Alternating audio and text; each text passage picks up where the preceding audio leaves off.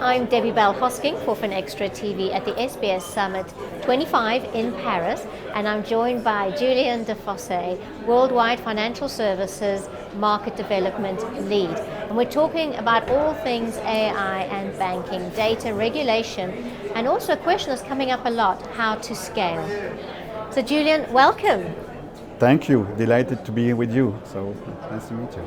I had a big list there about our discussion points, but first of all, let's just talk about the role of AI when it comes to customer knowledge and that all-important personalized experience. Are you seeing some use cases that are proving themselves in the industry?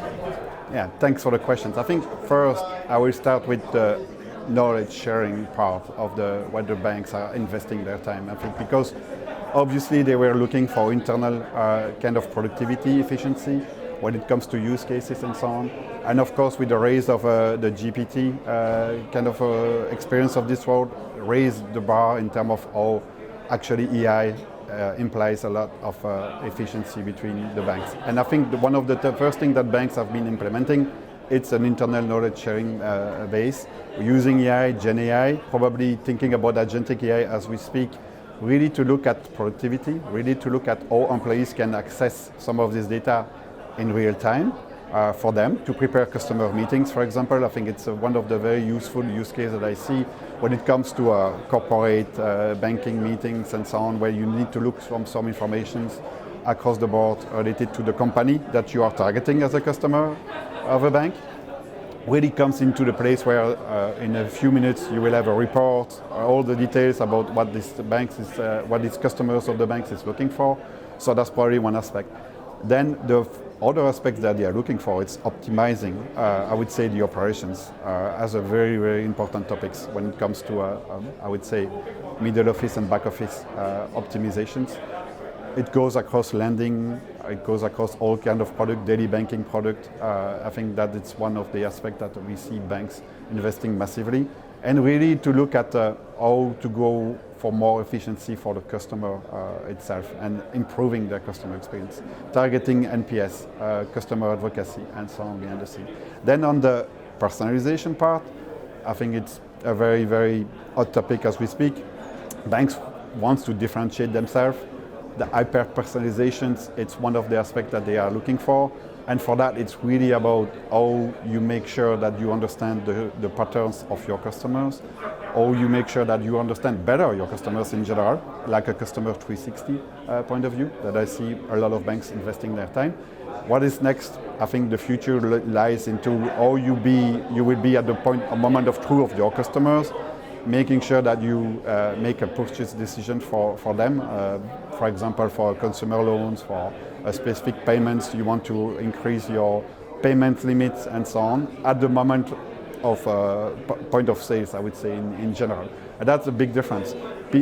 Before that, without AI, you might have the possibility to increase your daily limit. Here you can do it instantly at the moment where you purchase something like a TV or something like that. So I think the next level will be how banks are building their ecosystem beyond the banks, beyond the banking product. And I think, yeah, amongst of opportunity in use cases really lies into how they will be able to orchestrate all this ecosystem. And what I mean by ecosystem is housing, mobility, I would say travel and hospitality, and so on and so on. So we're talking about banks building their ecosystems. They're investing heavily, you've already said that, in AI. We've spoken about personalization, how important that experience is. But can banks really incorporate AI innovation across their daily operations and still maintain that all-important customer trust and be aware of things like security and regulation? It's a big balance. It's a very, very important, actually, and very important question as well, because as soon as it touches the customer, I would say banks have a very important role to play, of course, towards their customers. Reputational risk, making sure that what they do for their customers is safe, of course, as well, especially when using public cloud and so on. So the first thing that I would say when it's customer facing, most of the banks have been really taking the responsible AI part very as a tangible outcome on how to make sure that it's safe to go for customer-facing applications. What do we put behind the scenes to make sure that it's working? I think first guardrails. So guardrails embedded as well into our platform, and when you think about GenAI, I think it's one of the aspects that it's most important for our customers. How they build and how they upload their policies, how they make sure that actually all the rules that the banks have is incorporated into that, I would say, environment. And then we build as well what we call automated reasoning. So we go beyond really what we could expect. And what I mean by that, it's when you work with large language models, GenAI, we heard a lot about hallucinations and other things that might happen when you use AI. That's really where we tackle all these points one by one, making sure that actually it's safe for their customers, and making sure as well that it's related to what the regulations means. Globally, we see regulations going into a large transformation as well. How do we deal with AI? If we look and we zoom into the European regulations, the AI Act has been in place now for a few months, and I think it's not going away. It will be keeping improving them, makes them as well even more responsible towards what they are using, the way they are using as well AI towards their customer in general, I would say.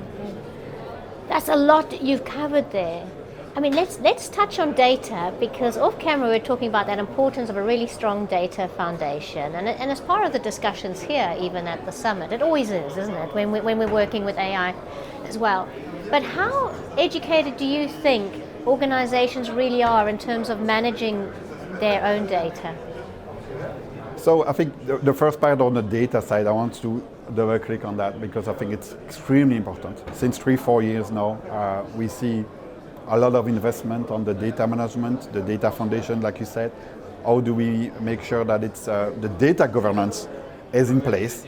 And I would say, for me, it's a no-brainer that if you don't put your foundation in place, that you have your data governance in place, that you know exactly what means data for some of your line of business, regulatory report, compliance, and so on, behind the scenes as a complex banks in general, or they operate, will make them very difficult to think about AI, GenAI, and agentic, because we speak about accessing the data, and we speak basically about data quality as well.